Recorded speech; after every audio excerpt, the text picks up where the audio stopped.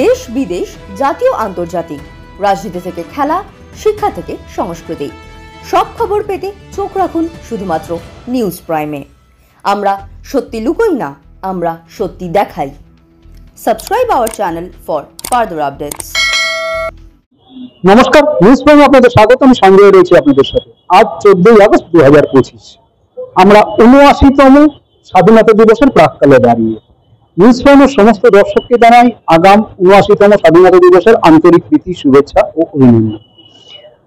সমরাঙ্গন নামটা শুনলেই মনে হয় যুদ্ধের একটা আবহ।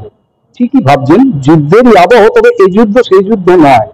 এই যুদ্ধ হচ্ছে আমাদের স্বাধীনতার যুদ্ধ, যেটা নেতাজির একনিষ্ঠ একজন সেনানী অর্থাৎ ইন্ডিয়ান ন্যাশনাল আর্মির সিক্রেট সার্ভিসের একজন সদস্য, যাকে নেতাজি নিজে হাতে নিয়োগ করেছিলেন, সেই লেফটেন্যান্ট সুনীল কুমার বন্দ্যোপাধ্যায়ের বর্ণনা অনুযায়ী এই পুস্তকের আজ অবতারণা হতে চলেছে বা প্রকাশ হতে চলেছে, যেটা সম্পাদনা করেছেন ডক্টর কৃষ্ণা রায়, যার কথা মুখ হচ্ছে সন্মাত্রানন্দ, এবং সহযোগী সম্পাদক ওই সুনীল কুমার বন্দ্যোপাধ্যায়ের পুত্র শুভেন্দু বন্দ্যোপাধ্যায়। এই মুহূর্তে আমার সঙ্গে যিনি রয়েছেন, তিনি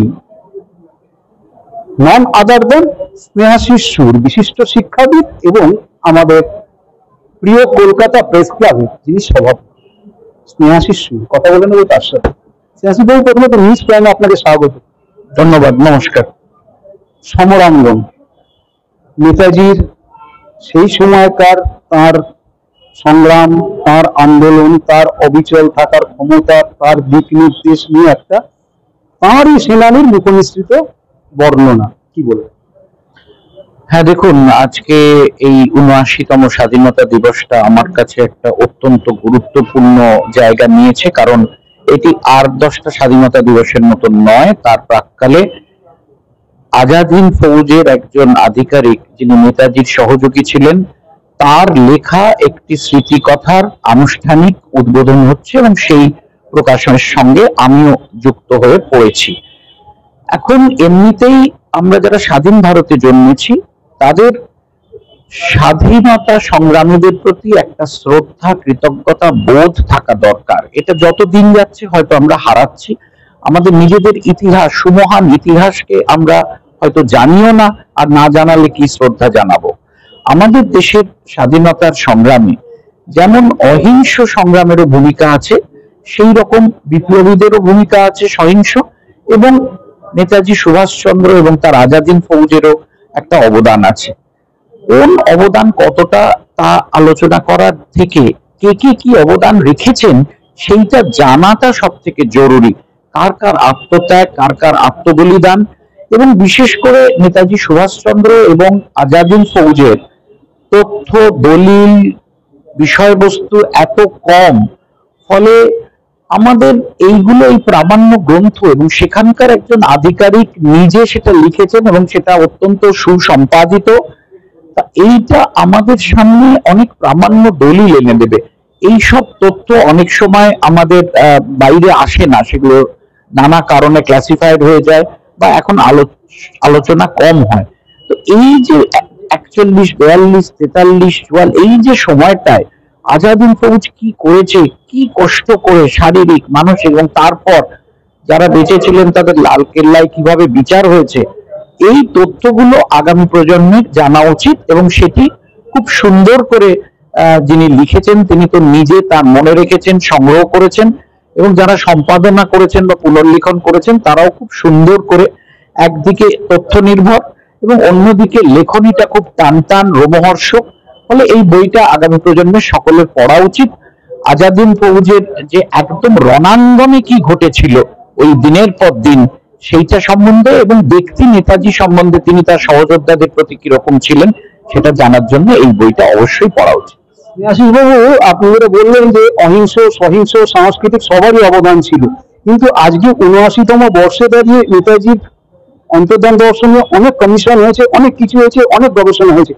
আমরা কি আজকে 79তম স্বাধীনতা দিবসের প্রাক্কালে দাঁড়িয়ে বলতে পারি যে নেতাজিকে আমরা সঠিক সম্মান, তার প্রাপ্য সম্মানটুকু অন্তত দিতে পেরেছি?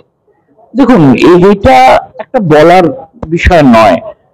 প্রত্যেকের মনে নেতাজির সম্বন্ধে একটা খুবই শ্রদ্ধা রয়েছে, বিশেষ করে বাঙালিদের মধ্যে তো রয়েছে এবং সারা দেশবাসীর মধ্যেও রয়েছে।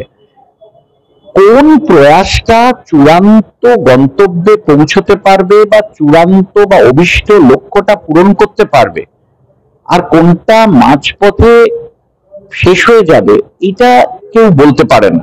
এবং যে মাঝপথে শেষ হয়ে গেল তার গুরুত্ব কিন্তু কম নয়। তার প্রয়াস, তার আত্মোৎসর্গ, তার আত্মবলিদান, তার আত্মনিবেদন, এইগুলো পরবর্তী প্রজন্মকে উদ্বুদ্ধ করবে। আমাদের এই ইতিহাসটা জানা উচিত, কোনটা কি কাজ সাধিত করেছে, কোনটা সাধিত করেনি। এই প্রশ্নের থেকেও তার অবদানটা আমাদের সামনে অনেক বেশি গুরুত্বপূর্ণ। আজকের দিনে দাঁড়িয়ে নিউজ প্রাইমের দর্শকদের উদ্দেশ্যে কি বার্তা দিতে চাই? স্বাধীনতা দিবসগুলো যেন আমাদের কাছে ক্যালেন্ডারের একটা লাল দাগ বা নিছক ছুটির দিন, অথবা একটু কোথাও আলাদা এই সময়টা বার করে কেনাকাটা করা বা খাওয়া দাওয়া করার দিন না হয়। আসুন আমরা সকলে মনে রাখি আমাদের দেশের সেই সব মানুষদের কথা যাদের জীবন উৎসর্গের জন্য আমরা স্বাধীন দেশের নাগরিক হিসেবে জন্মেছি, এবং তারা যে স্বাধীন সার্বভৌম রাষ্ট্রের স্বপ্ন দেখেছিলেন, এখানে সবাই একসঙ্গে মিলে মিশে আনন্দে ন্যূনতম খাওয়ার দাওয়ার, আচ্ছাদন, পোশাক সব নিয়ে থাকতে পারবে। আসুন আমরা সেই সংকল্প যদি দিকে দেশকে এগিয়ে নিয়ে যেতে পারি, নিজেদের যেটুকু করার আছে আশপাশের সমাজে কাউকে, তাতেই মনে হবে স্বাধীনতা সংগ্রামীদের প্রতি যথার্থ শ্রদ্ধা নিবেদন। অর্থাৎ যেমনটা স্নেহাশিস বাবু জানাচ্ছেন যে নিছক ছুটির দিন নয়, এই স্বাধীনতা দিবসগুলোকে যেন আমরা সেই মানুষদের জন্য উৎসর্গ করতে পারি এবং তাদের প্রতি ডেডিকেটেড থাকতে পারি, এবং এই দিনটা যেন তাদেরকেই স্মরণে রাখতে পারি। তাদের আদর্শে উদ্বুদ্ধ হয়ে যদি কিছু কাজ আমরা করতে পারি, তাহলে দেশকে আমরা অনেক উপরে নিয়ে যেতে পারবো, যে দেশের স্বপ্ন তারা দেখেছিলেন তাদের জীবন উৎসর্গের মাধ্যমে। অনেক দূরের কথা বললেন স্নেহাশিস। ভিডিও জার্নালিস্ট রিয়ার সাথে নিউজ প্রাইমের জন্য সঞ্জয় সাহা কলকাতা।